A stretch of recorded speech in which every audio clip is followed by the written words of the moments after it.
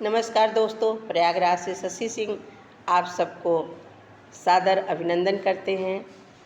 आज जिन लोगों का भी जन्मदिन है, शादी की सालगिरह है, उन लोगों को लिए ढेर सारी शुभकामनाएं। आप लोग सदैव स्वस्थ एवं सुखी रहें। आज हम सुनाते हैं एक छोटी सी कहानी। कहते हैं कि ऊपर वाला किसी को तकलीफ़ देता है तो उसका साथ कभी नहीं छोड़ता है, लेकिन जब किसी को बहुत कुछ देता है तो उसका साथ नहीं देता है। कहानी है छोटे से एक मास्टर साहब की, जिन्होंने बहुत पढ़ाई लिखाई किया। उनकी नियुक्ति एक गांव में हो गई, कस्बा टाइप का था जहां पे रहने की थोड़ी असुविधा थी। तो उन्होंने 2-4 किलोमीटर दूर पे एक अपने रहने का जुगाड़ किया, अपना एक घर ले लिया, वहाँ रहने लगे।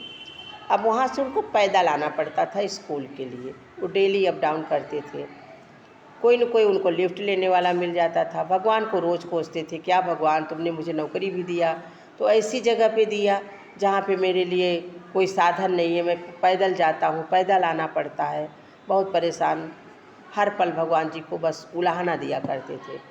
किसी तरह से जुगाड़ करते करते उन्होंने एक बाइक खरीदी। जब उन्होंने बाइक ले लिया तो उस समय जब उनके पास बाइक नहीं थी तो कोई न कोई उन्हें लिफ्ट देता था। किसी से कभी लिफ्ट ले लिए, कभी पैदल गए। तो उन्होंने बाइक लेते ही यह तय किया कि मैं किसी को भी अपनी गाड़ी में एक व्यक्ति को ज़रूर रोज़ बैठा के लाऊंगा, ले जाऊंगा। उन्होंने डेली लिफ्ट देना शुरू कर दिया। अब उनके पास गाड़ी हो गई, भाई आना जाना शुरू हो गया। एक दिन क्या हुआ कि इस तरह करते करते काफ़ी दिन बीत गए। एक दिन जब वो लौट रहे थे तो उनके साथ कोई नहीं था, तो उन्होंने सोचा आज तो मुझे अकेले ही जाना है। लेकिन जब चलने लगे, चलते चलते उनको कुछ दूर पे एक व्यक्ति दिखाई दिया। उस व्यक्ति ने उनसे लिफ्ट मांगी, उन्होंने उसको बैठा भी लिया कि चलो भगवान जी, आज भी मुझे अकेले नहीं जाना है, किसी न किसी व्यक्ति को मैं उसकी मंजिल तक पहुंचाऊंगा। कुछ दूर चले ही थे कि वहाँ पर पीछे से उनको कुछ नुकीली चीज़ उनकी पीठ में गड़ती हुई महसूस हुई।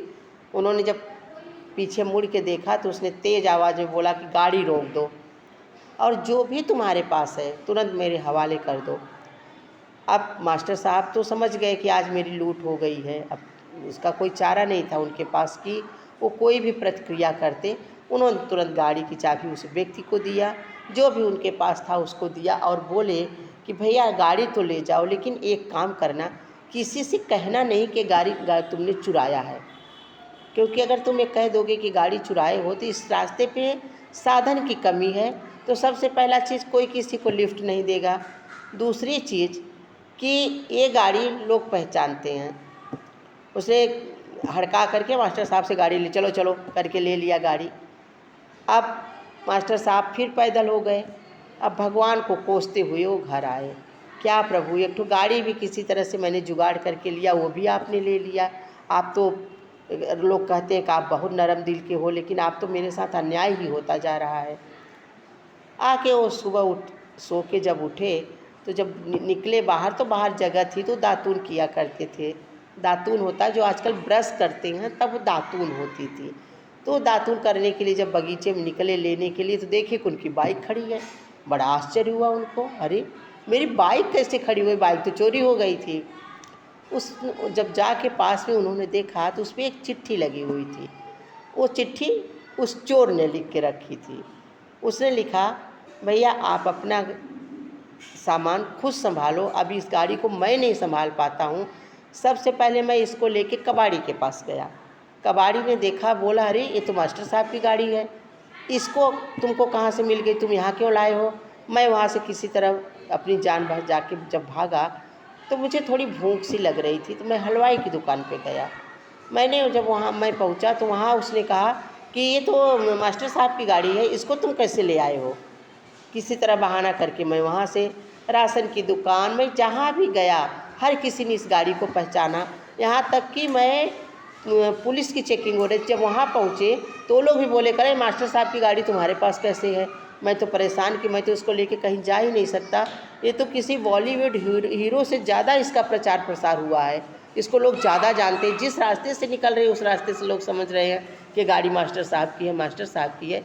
इसलिए आप ये गाड़ी खुद संभालिए, ये आपकी गाड़ी है। अब मास्टर साहब के समझ में वो मुस्कुराने लगे कि हे प्रभु, आपकी लीला अपरंपार है। जो गया था वो वापस आ गया, और इसके साथ आया कि हर व्यक्ति मुझे जान रहा है, जबकि मैंने ऐसा कोई काम नहीं किया है। इसलिए कहा जाता है कि आप अगर नेकी करेंगे तो उसका फल आपको अच्छा ही मिलेगा, आज नहीं तो कल मिलेगा। आप हमेशा अच्छा ही करते रहिए।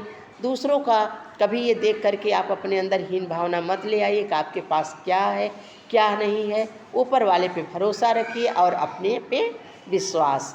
देखिए सारी चीज़ आपके पास रहेंगी। इसी के साथ आज मैं ये कहानी ख़त्म करती हूँ। अगर आप लोगों को अच्छा लगा हो तो लाइक कमेंट ज़रूर करिएगा।